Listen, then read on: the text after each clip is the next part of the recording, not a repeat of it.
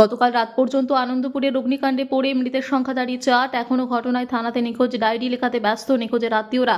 গতকাল আনন্দপুরে অগ্নিকাণ্ডের ঘটনায় উদ্ধার হচ্ছে 8 জনের, এখনো পর্যন্ত নিখোঁজ প্রায় 4 জন। ইতিমধ্যে নিখোঁজ ব্যক্তিরা আত্মীয়রা থানাতে এসেছেন নিখোঁজ ডায়েরি করার জন্য। পরিবারের লোকেদের অভিযোগ, যদি ডায়েরি না করি পরে এই প্রশাসন নিখোঁজের সংখ্যা কমিয়ে দেখাবে, তখন আমাদের কিছু করার থাকবে না। গতকাল গভীর রাত থেকে আজ সকাল পর্যন্ত থানাতে নিখোঁজের ডায়েরি লেখানোর কাজ চলছে। আমার ভাই ওখানে যে ফুলের কাজে নিউ পুষ্পাঞ্জলি ডেকোরেশন কাজ করতো। কাল বিকালে কথা হয়েছিল বাড়ির সঙ্গে, কাল রাত থেকে আর কোনো যোগাযোগ হয়নি।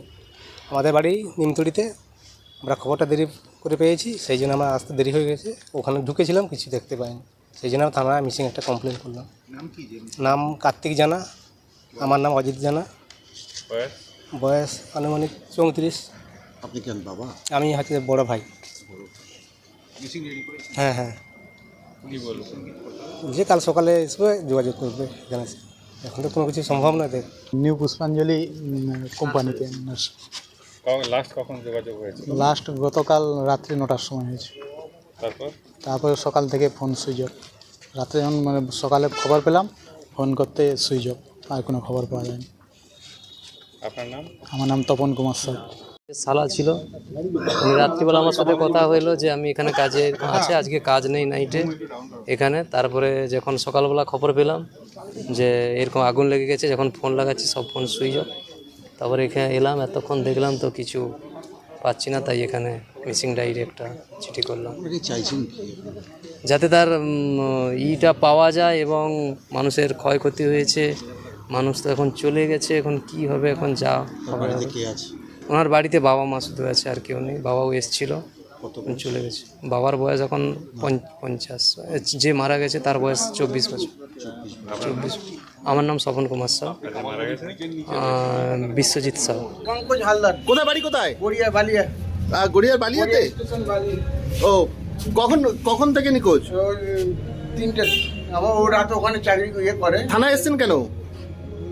কমপ্লেন আপনার নাম কি? গোবিন্দ ঘোষ। আর যে নিখোঁজ আপনার কে হয়? ও জামাই। আপনাদের পরিবারে কে নিখোঁজ? আমার কাকু হ্যাঁ? আমার কাকু নিখোঁজ। কাকু গুরুপদ সাউ। হ্যাঁ? গুরুপদ সাউ থানা ডায়েরি, মিসিং ডায়েরি করতে না করেন। এখন আমার বিধায়ক অশোক দিনদার আছে, মিসিং ডায়েরি করতে এসছে। এই একটু খুলে এসছে আমাদের থানা। আমার বাড়ি ময়না না, তমলুক থানা। আমার থানা তমলুক। এখানে ডেকোরেটর ফুলে কাজ করতাম। এখানে আসা 8-10 দিন হয়ে গেছে। থানায় আসার প্রয়োজন হলো, মিসিং কমপ্লেন তো করতে হবে।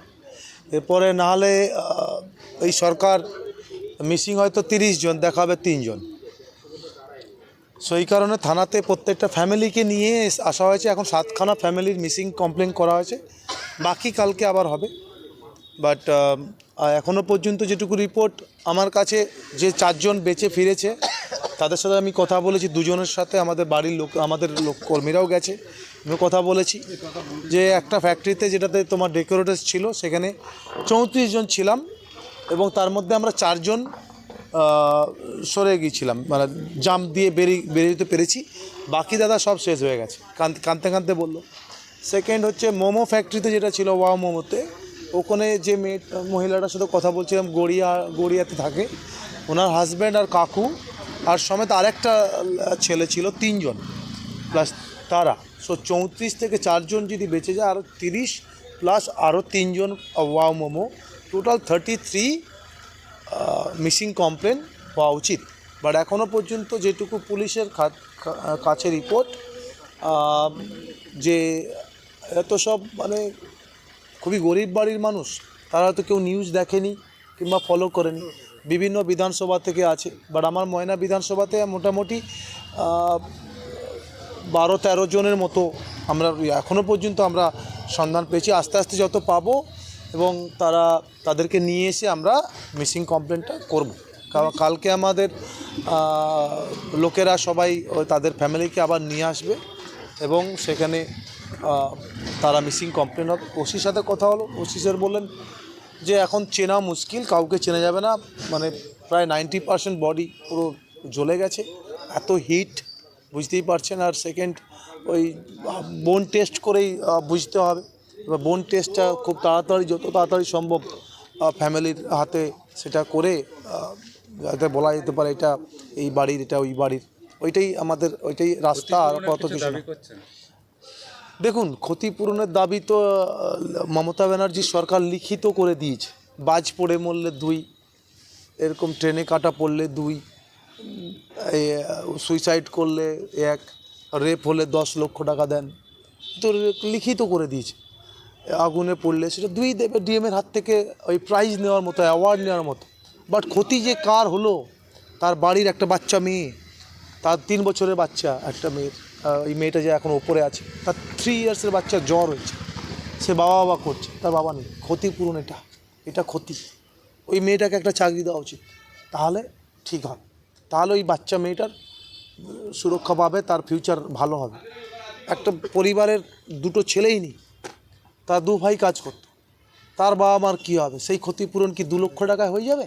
হবে না। এর ক্ষতিপূরণের কোনো জায়গা নেই, সরকার এইভাবেই দেখবে। বাট আমি চাইবো, সরকারকে আবেদন করব যে এদের প্রত্যেকটা ফ্যামিলির যাতে চাকরির ব্যবস্থা করে দেন, এটা ভালো হয়, এটাই আমি আশা করতে। পুলিশি সহযোগিতা এখানে যতটুকু আমায় বলার উনি বলেছেন, আমি যতটুকু জিজ্ঞেস করার করেছি, এবং সম্পূর্ণ এখন আর পুলিশের তো এটা হাতে নেই, আর পুলিশ যতটা সম্ভব চেষ্টা করছে, এবং আমি ওনার থেকে ইনফরমেশন যেগুলো নিলাম আপনাদের শেয়ার করলাম। আর সেকেন্ড হচ্ছে সমস্ত যাতে পুলিশ, আমি ক্লিয়ারলি আমাকেও বলে দিয়েছেন যে কোনো অসুবিধা নেই, আপনি একে একে করে যারা আসবে তারা যাতে মিসিং কমপ্লেন করতে পারবে, সো সেইভাবেই করবে।